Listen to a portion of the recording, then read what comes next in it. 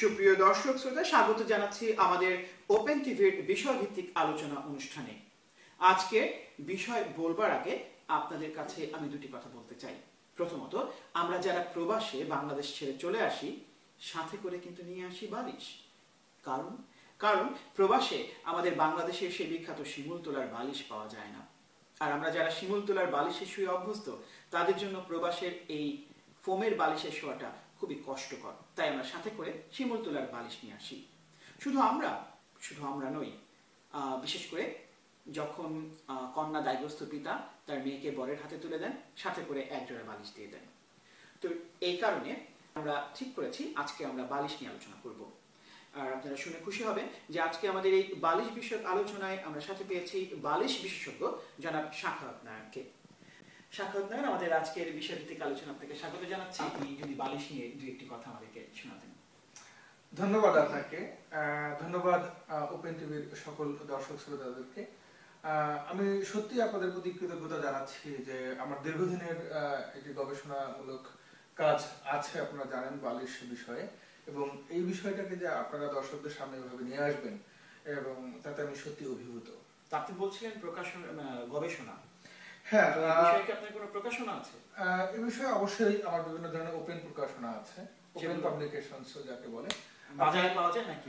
এটা বাজার বলতে আসলে আপনি তো জানেন এখন জ্ঞান বিজ্ঞান অনেকটা গুগল ইউনিভার্সিটির মাধ্যমেই।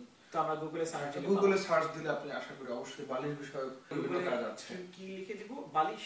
হ্যাঁ, বালিশ। আপনি সিম্পলি বালিশ কিংবা পিলো যদি লিখে দেন, ইংলিশে লিখুন না বাংলা? ইংলিশ বা বাংলা।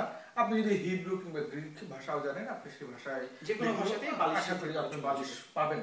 কারণ বালিশ একটি বিশ্বজনীন এবং সার্বজনীন বস্তু। জাতি, গোষ্ঠী, ধনী, গরিব, রাজনৈতিক কিংবা সাধারণ মানুষ, পুলিশ কিংবা আর্মি, হেফাজতি কিংবা মৌলবাদী কিংবা উদারতাবাদী, সকলেই বালিশ ব্যবহার করে থাকে। বালিশ নিয়ে কি আপনার আগে কেউ গবেষণা করেছেন? সেই মধ্যে আসলে অতখানি জানা যায় না। তারপরে আপনি প্রথম বালিশ নিয়ে গবেষণা? আমাকেই প্রথম ভাবতে হয়েছে যে এরকম গুরুত্বপূর্ণ একটি বিষয় কিভাবে এখনো গবেষণার বাইরে রয়ে গেছে। কেন আপনার কাছে এটি গুরুত্বপূর্ণ মনে হচ্ছে? আমার কাছে প্রথমেই মনে হয়েছে যে পৃথিবী আজ দুই ভাগে বিভক্ত, হ্যাভিং বালিশ, হ্যাভ নট বালিশ। তো আপনি যে গবেষণাটা করেছেন, তো এটার পেছনে আপনাকে প্রণোদনা দিয়েছে কি যে যাদের হ্যাভ নট বালিশ তাদেরকে কিভাবে বালিশ হ্যাভ করা যায়, সেই বিষয়টা নিয়ে কি আপনি ভেবেছেন? সেটা আসলে আমার গবেষণার পরবর্তী দিক, অ্যাপ্লাইড দিক। আপনি আসলে একটা কাজ তো প্রথমে তাত্ত্বিক দিক থেকে করতে হয়, এবং এটাকে আপনি যদি কারো মতে আমার কাজের কেউ সমালোচনা করেছেন এটাকে একটা মার্ক্সবাদী দৃষ্টিভঙ্গি থেকে। যাদের সম্পদ নাই তাদেরকে তিনি বলেছেন হ্যাভ নট ক্লাস, এবং যাদের সম্পদ আছে তাদেরকে তিনি বলেছেন হ্যাভিং ক্লাস। এই সম্পদ বলতে বালিশ কি বুঝিয়েছেন? হ্যাঁ, কার্ল মার্কস সহ ওনার যিনি বন্ধু ছিলেন আপনি জানেন, এঙ্গেলস, ওনার উভয়ই আসলে সম্পদ বলতে বালিশকেই বুঝিয়েছেন, কিন্তু এটা অনেক লোকেই লেখাপড়া করা সত্ত্বেও তারা বুঝতে পারেননি।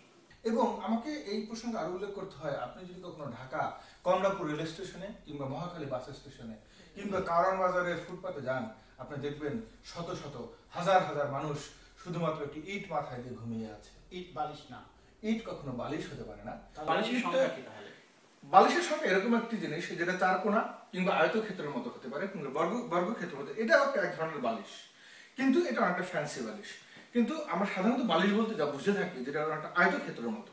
তা আপনার গবেষণা কি ফ্যান্সি বালিশ নিয়ে? না, আমার গবেষণা হচ্ছে বালিশ ইটসেলফ। বালিশ ক্যান বি রাউন্ড শেপ, বালিশ ক্যান বি স্কয়ার শেপ, বালিশ ক্যান বি ট্রায়াঙ্গেল শেপ, কিন্তু ফ্যান্সি হতে পারবে না। না, এটা ফ্যান্সি। এটা আসলে একটা মানুষের, আপনি জানেন যে অনেক গাধা কিংবা গর্ধব গবেষকরা মৌলিক চাহিদার মধ্যে বালিশ রাখেনি, এটা দেখে আমি খুব অবাক হয়েছি। তো আপনি মৌলিক চাহিদা আসলে 6টি হওয়া উচিত। পৃথিবীতে বিভিন্ন গবেষক বা বিভিন্ন মানব উন্নয়ন সূচকে যেসব তাত্ত্বিকরা রয়েছেন তারা সবসময় বলে থাকেন অন্ন, বস্ত্র, শিক্ষা, বাসস্থান এবং চিকিৎসা, এই 5টি নাকি মৌলিক চাহিদা। কিন্তু আমি বলতে চাই না, মানুষের মৌলিক চাহিদা আসলে 6টি: অন্ন, বস্ত্র, শিক্ষা, চিকিৎসা, বাসস্থান, এবং তারপরেই হওয়া উচিত বালিশ। যদি বালিশ হওয়া উচিত 1 নম্বরে। তো আপনি একটু বলেন তারপরে। আমি তাদের সাথে অ্যাড করে বলতে চাচ্ছি, কারণ আমি তাদেরকে মনে করিয়ে দিতে চাই যে আপনারা ভুল করেছেন, আপনারা এখনো সময় আছে, বলুন মানুষের মৌলিক চাহিদা বালিশ, অন্ন, বস্ত্র, শিক্ষা, চিকিৎসা এবং বাসস্থান। মানে খেতে পাক না পাক বালিশ আপনাকে লাগবেই। বালিশ ছাড়া পৃথিবীতে কিছু থাকতে পারে না। এবং আপনি জানেন সৃষ্টির আদিকাল থেকে বালিশ চলে আসছে তো এবং কোথায় পৃথিবীর রাখবে? শেষ দিন পর্যন্ত বালিশ থাকবে। আমাকে বলতে দিন, আপনি জানেন দোলনা থেকে কবরের আগ পর্যন্ত বালিশের প্রয়োজন রয়েছে। আমরা জানতাম দোলনা থেকে কবর পর্যন্ত শিক্ষা নিতে হবে। আসলে শিক্ষা নিতে হবে, শিক্ষা কথা আমি এখানে, শিক্ষার সাথে আমার কোনো বিরোধ নেই।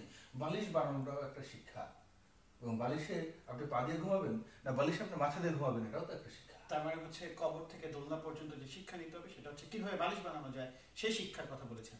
ঠিক কবর থেকে দোলনা না, আপনি আসলে উল্টে দিয়েছেন। কবর থেকে তো দোলনার দিকে যেতে পারে না, দোলনা থেকে কবরের দিকে যেতে পারে। আমরা সেটা বলে বলেছি যে তাই ব্যাপারটা হয় দোলনা থেকে কবর। দোলনা থেকে কবরের পূর্ব পর্যন্ত, কবর পর্যন্ত না, কারণ আপনি জানেন কবরে কোনো বালিশ দেওয়া হয় না। এইখানটাতে আমি আসতে চাচ্ছি, বালিশ যদি এত গুরুত্বপূর্ণ হয় তাহলে কবরে বাঁশ দেওয়া হয় কিন্তু বালিশ দেওয়া হয় না। এটার ব্যাপারে দুটো গুরুত্বপূর্ণ ব্যাপার আছে, সেটা হচ্ছে কোনোটা সাময়িক নিদ্রা এবং কোনোটা চিরনিদ্রা। আমরা মৃত্যুকে চিরনিদ্রা বলেই জেনে থাকি। সুতরাং সাময়িক নিদ্রার জন্য আমাদের বালিশ প্রয়োজন, চিরনিদ্রার জন্য নয়। ঘুমানো ছাড়া আর অন্যান্য কাজে বালিশকে নিয়ে আসতে পেরেছেন কিনা? অবশ্যই বালিশের বহুবিধ ব্যবহার আছে, আপনি জানেন। এখানে কতগুলি ব্যাপার আছে প্রকাশ্য, কতগুলি গোপন থাকতে পারে, তবে আমরা প্রকাশ্য টেলিভিশনে সব কথা বলতে পারি না। আচ্ছা, আপনি এখানে থাকুন, আপনি প্রকাশ্য টেলিভিশনে কি কি বলতে পারেন না সেই জিনিসগুলো আমরা জানবো একটা ছোট একটা বিরতি নিয়ে। শুধু দর্শক, আমরা আসলে শুনছিলাম বালিশ বিশেষজ্ঞ জনাব শাফাত নারায়ণের কাছ থেকে বালিশকে আমরা কিভাবে ব্যবহার করতে পারি এবং বালিশ কেন এত গুরুত্বপূর্ণ তার গবেষণায়, সেই জিনিসগুলো আপনাদের সামনে তুলে ধরার চেষ্টা করছিলাম। আমরা আসছি একটা বিরতির পর, আমাদের সাথেই থাকবেন।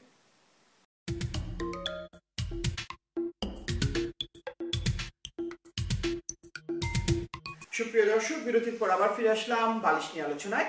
আমাদের সাথে যথারীতি আছেন বালিশ বিশেষজ্ঞ শাখাওয়াত নারায়ণ। হ্যাঁ শাখাওয়াত নারায়ণ, বিরতির আগে আপনি ঠিক বলছিলেন যে ওপেন টেলিভিশনে অনেক কিছুই বলা যায় না, তো আমরা আসলে যেগুলো বলা যায় না সেগুলো হয়তো শুনবো না, কিন্তু যেগুলো বলা যায় সেগুলো আপনি বলুন।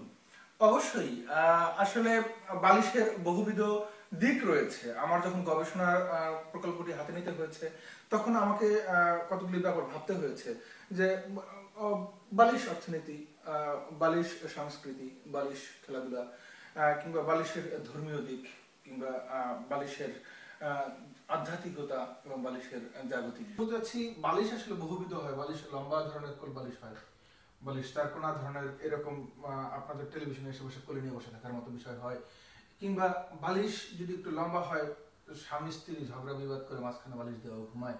এবং আপনি এও জানেন যে শিশুরা যাতে খাট থেকে পড়ে না যায় সেই জন্য বালিশ দিয়ে বেড়া দেওয়া হয়, এবং অনেকে বালিশ দিয়ে লজ্জাও নিবারণ করে। এবং কোনো কোনো দেশে আপনি জানেন যে বালিশ দিয়ে পিটাপিটি করে এক ধরনের বিশ্ব বালিশ কাপ টাইপের খেলাধুলাও হচ্ছে। এবং আপনি জেনে থাকবেন যে বালিশের কিন্তু অর্থনৈতিক থেকে গুরুত্ব কোনো অংশে কম নয়, অর্থনৈতিক দিক থেকে গুরুত্ব অপরিসীম। এবং আপনি একটি দেশে যদি চিন্তা করেন যে যদি 16 কোটি মানুষ থাকে তাহলে কমপক্ষে সে দেশে 16 কোটি বালিশ আছে। যদিও আমি প্রথমে বলেছিলাম যে বালিশহীন হ্যাভ নট বালিশ ক্লাস আছে আমাদের দেশে, এরকম যেমন আছে অনেক মানুষের বালিশ নাই, তারা ইট মাথায় দিয়ে ঘুমায়। আবার এরকম মানুষ আছে 2টা বালিশ মাথায় দেয়, 3টা বালিশ পায়ের নিচে দেয়, একটা বালিশ ডান পাশে দেয়, একটা বালিশ বাম পাশে দেয়। সুতরাং এই শুধু যদি বাংলাদেশে 16 কোটি বালিশ থাকে, তো সারা পৃথিবীতে যদি আপনি চিন্তা করেন এই প্রায় 600 কোটি মানুষ, এই 600 কোটি মানুষের 600 কোটি বালিশ আছে। এই 600 কোটি বালিশ বানানোর জন্য যে তুলা দরকার, আপনি জানেন যে ইদানিংকালে যে গার্মেন্টস ভবন ধস নেমেছে, সেখানে যে ঝুট ব্যবসা, সেই ঝুট দিয়ে আসলে কি করে বালিশ কিংবা লেপ বা কম্বল এরকম জিনিস বানানো হয়। এবং তার মানে কি বালিশ অর্থনীতি, বালিশ pillow economics is really very important নাওয়াডেজ। আমি সেটাই বলতে চাই। এই জিনিসটা খুবই আমরা পরিষ্কারভাবে বুঝতে পেরেছি, কিন্তু আপনার ওই আলোচনায় একটা কথা চলে এসেছে, সেটা হচ্ছে হ্যাভ নট এবং হ্যাভ। এবং যারা হ্যাভ ক্লাসে বিলং করে, হ্যাভিং ক্লাস এবং হ্যাভ নট ক্লাস, হ্যাঁ, তা আপনি বলেছেন যে কারো কারো 5-6টা বালিশ রয়েছে এবং কারো কারো ইট মাথা দিয়ে শোয়ার অভিজ্ঞতা আছে বা শুতে বাধ্য হচ্ছে, তারা হ্যাভ নট ক্লাস। তো যারা 5-6টা একাধিক বালিশ, তাদের কাছ থেকে 1-2টা বালিশ কেড়ে নিয়ে যারা বালিশ নেই তাদেরকে দেওয়ার কোনো ব্যবস্থা আপনি কি সাজেস্ট করেন কিনা? এই ব্যাপারে আমরা যদি একটু ইতিহাসের দিকে ফিরে যাই, পৃথিবীতে বহু বিপ্লব হয়েছে, বিভিন্ন দেশে যুদ্ধ হয়েছে, কখনো পানি নিয়ে যুদ্ধ হয়েছে, কখনো ভূমি নিয়ে যুদ্ধ হয়েছে। এবং আমার মনে হয় ভবিষ্যতে পৃথিবীতে বালিশ নিয়ে যুদ্ধ হতে পারে, এক ধরনের বালিশ বিপ্লব সংঘটিত হতে পারে। এখানে কারা এগিয়ে আসতে পারে বলে আপনার মনে হয়? এখানে যারা হ্যাভ নট ক্লাস, তারা একসময় সংগঠিত হবে এবং তারা ঐতিহাসিক বালিশ সমাবেশ কিংবা সম্মেলন কিংবা অবরোধ কর্মসূচির মতো ডাক দিতে পারে এবং সেখানে দেখা যাবে প্রথমে একটা দেশে সেই বিপ্লব সংঘটিত হলে সেই বিপ্লব সারা বিশ্বে ছড়িয়ে যেতে পারে। দুনিয়ার বালিশহীন এক হও, লড়াই করো, এই জাতীয় আন্দোলনের ডাক আসতে পারে। বালিশ খুবই গুরুত্বপূর্ণ। বালিশ খুবই গুরুত্বপূর্ণ। একটি পৃথিবী, সকলের জন্য অন্তত একটি বালিশ থাকা চাই। আচ্ছা, এটাই হবে আমার মনে হয় 2025 সালের দিকে জাতিসংঘের স্লোগান। পেটে খাবার না থাকলেও বালিশ থাকা দরকার। আসলে পেটে খাবার না থাকলেও আপনারা জানেন যে পেটে বালিশ চেপে ধরে মানুষ ক্ষুধার কষ্ট কিছুটা হলেও নিবারণ করার চেষ্টা করে। সুতরাং ক্ষুধা এবং বালিশের সাথে একটা অঙ্গাঙ্গী সম্পর্ক রয়েছে। তার মানে হচ্ছে এই পৃথিবীতে আর কিছু থাক বা না থাক, একটা মানুষের একটা বালিশ থাকতে পরে সে লজ্জা, ক্ষুধা, শিক্ষা সবকিছু নিবারণ করতে পারবে। মোরালেস আসলে তাই, কারণ একটা মানুষের মনে হয় শেষ পর্যন্ত তার যতটুকু চাহিদা তার একটা বালিশের মধ্যে সে শেষ পর্যন্ত তার প্রান্তিকতায় নিয়ে পৌঁছতে পারে। আমাদের আসলে এই প্রান্তিকতা উত্তর আধুনিকতার বিষয়গুলিও কিছুটা হলেও বুঝতে হবে, কারণ আধুনিকতা, উত্তর আধুনিকতা, উন্নয়ন কিংবা আজকালকার যে নব্য বিভিন্ন ধর্মীয় উগ্রবাদ যা কিছুই বলি না কেন, যতদিন পর্যন্ত আপনি পৃথিবীর প্রত্যেকটা মানুষকে একটা বালিশ দিতে না পারবেন ততদিন পর্যন্ত পৃথিবীতে শান্তি প্রতিষ্ঠিত হতে পারে না। আমরা তাই মনে করি। হ্যাঁ, আমরা জেনেছি যে আপনি এরকম সবার মধ্যে বালিশ, যাতে সবার কাছে অন্তত একটা বালিশ থাকে, এর জন্য আপনি একটা ইতিমধ্যে উদ্যোগ নিয়েছেন। আপনি একটা বালিশ ব্যাংক স্থাপন করেছেন। তো এখন যদি বালিশ ব্যাংকের কার্যক্রম সম্পর্কে আমাদের কিছু বলতেন। পৃথিবীর যে কোনো ধরনের উন্নয়নের জন্য বা যে কোনো ধরনের একটি পরিকল্পিত সংগঠিত কার্যক্রম পরিচালনা করার জন্য আমাদের প্রয়োজন হয় একটি অর্থনৈতিক প্রতিষ্ঠান, কারণ অর্থনৈতিক প্রতিষ্ঠান থাকলে ওটা সারা পৃথিবীতে ছড়িয়ে দেওয়া সম্ভব বা সারা পৃথিবীতে বাস্তবায়ন করা সম্ভব। এবং সে কারণে আমাদের একটি বিশেষজ্ঞ টিমকে আমি কাজে লাগিয়েছি এবং তাদেরকে আমি দিক নির্দেশনা দিয়েছি এবং তাত্ত্বিকভাবে তাদেরকে আমি অনুপ্রেরণা দিয়েছি যে আমাদের একটি বালিশ ব্যাংক প্রতিষ্ঠা করতে হবে। এবং আপনারা শীঘ্রই দেখতে পাবেন যে বিশ্ব ব্যাংকের পাশাপাশি বালিশ ব্যাংক সারা পৃথিবীতে একযোগে কাজ করবে। এবং আমাদের বালিশ ব্যাংক যদি বলেন যে কিভাবে কাজ করবে, তারা কি শুধুমাত্র ধনীদেরকে বালিশ কেনার টাকা দেবে? না, আসলে আমরা যাদের বালিশ নেই তাদেরকে বালিশ, তাদের মাথায় নিচে একটি বালিশ পৌঁছে দেওয়ার জন্য আমরা কাজ করব। এবং সেই জন্য আমরা প্রথমে ক্ষুদ্র ক্ষুদ্র সমবায় সমিতি গড়ে তুলব, সেখানে তারা 1 টাকা করে প্রতিদিন দিবে। যারা বালিশ নেই তারাই শুধু ওই সমবায় সমিতির সদস্য হতে পারবেন, যার বালিশ আছে তারা কিন্তু কোনোভাবেই ওই সমবায় সমিতিতে অংশগ্রহণ করতে পারবেন না। এবং যে যত বেশি দেখা যাচ্ছে একটি পরিবারে 4 জন মানুষের বালিশ নেই, অর্থাৎ যে পরিবারে সর্বাধিক বালিশহীন মানুষ আছে সেই পরিবারের সদস্য বা সেই পরিবারের বয়োজ্যেষ্ঠ ব্যক্তি হবে উক্ত এলাকার বালিশ সমবায় সমিতির সদস্য। এবং এইভাবে যে তাদের টাকা জমা হবে, দেখা গেল একটি সমবায় সমিতিতে 25 জন মানুষ আছে, যদি 3 টাকা করে বা 4 টাকা করে প্রতিজন মানুষ দেয় তাহলে 100 টাকা যখন হয়ে যাবে, একটি বালিশ কেনা হবে, একজন লোককে দিয়ে দেওয়া হবে, তখন ওই সমবায় সমিতির একজন মানুষ বালিশ পেয়ে গেল। এইভাবে আমরা আশা করি 2030 সালের মধ্যে বালিশহীন মানুষকে আর অন্তত বাস্তব পৃথিবীতে পাওয়া যাবে না। আমরা বালিশহীন এই শব্দটি আমরা পাঠিয়ে দেবো জাদুঘরে। আপনার ব্যাংকে তো অনেকগুলো প্রকল্পের মধ্যে একটি হচ্ছে কুলবালিশ ছিনিয়ে আনা প্রকল্প আপনি ঘোষণা করেছেন, তো সেই জিনিসটা যদি একটু বলতেন। নিশ্চয়ই। আপনি কি মনে করেন না যে আমরা যেমন জেনে থাকি যে একটা মানুষ খাবার নষ্ট করে আর আরেকটা মানুষ খাবার খেতে পায় না, তখন কি আমরা বলি না যে মানুষটি খেতে পায় না তাকে ওই খাদ্য অপচয় না করে তাকে খাবার দেয়? কেউ পাবে কেউ পাবে না, কেউ খাবে তো কেউ খাবে না, তা হবে না তা হবে না। সুতরাং আমরা মনে করি যার বালিশ নেই ওই কোলবালিশটি যদি ছিনিয়ে আনতে পারি তাহলে ওই একটি কোলবালিশ দিয়ে অন্তত 3টি বালিশ বানিয়ে আমরা 3 জন মানুষের বালিশের সমস্যা মেটাতে পারি। অথচ ওই একটি কোলবালিশ দেশে আরাম আয়েশ কিংবা ভিন্ন কোনো আয়েশ পূরণ করার চেষ্টা করছে, আমরা সেটা আমরা অন্তত হতে দেখি না। এটা আমাদের ধর্ম মতেও আমি মনে করি সঠিক। এই কুলবালিশ ছিনার প্রকল্পের মাধ্যমে একদিকে বালিশ সংকট সমাধান করছেন, অপরদিকে ধর্মীয় ব্যাপারটা, ধর্মীয় কিংবা অনৈতিকতা কিংবা পদস্খলন যাকে আপনি বলতে পারেন, এই ব্যাপারটাকেও আসলে আমাদের সমাজের চরিত্র গঠনে, আমাদের নৈতিক আচরণ উন্নয়নের জন্য সব প্রয়োজন। আরো একটি ব্যাপার আমি লক্ষ্য করছি যে আপনি জানেন যে ডিফরেস্টেশন মানে বন নিধন, বাংলাদেশে যে গাছ কেটে ফেলা হয় ইটের ভাটায়, প্রচুর শিমুল গাছ ব্যবহার করেছে গত 2-3 দশক, যেটা আসলে বালিশ সংকটকে চরমে নিয়ে গেছে। সুতরাং আমাদের সারা বাংলাদেশ ব্যাপী ব্যাপক শিমুল গাছ লাগাতে হবে।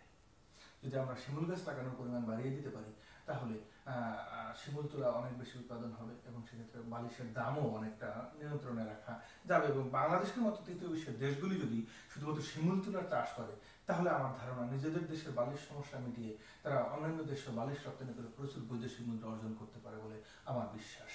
এ ব্যাপারে আমরা একটি বালিশ অর্থনৈতিক হিসাবে দেখেছি যে এর মধ্য দিয়ে দেশ আমার মনে হয় $20 to $30 বিলিয়ন ইনকাম করতে পারে, যেটা গার্মেন্টস কিংবা রেমিটেন্সকে ছাড়িয়ে যেতে পারে।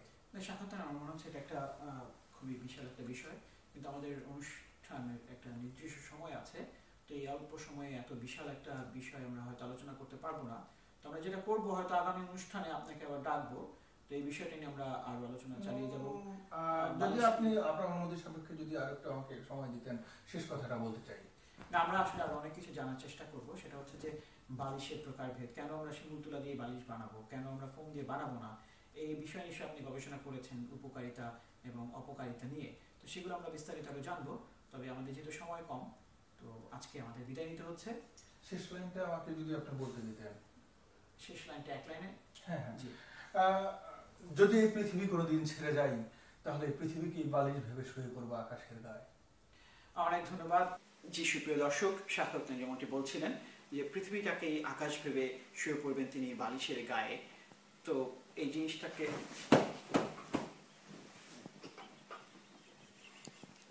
পৃথিবীটাকেই বালিশ ভেবে শুয়ে পড়বো আকাশের গায়ে।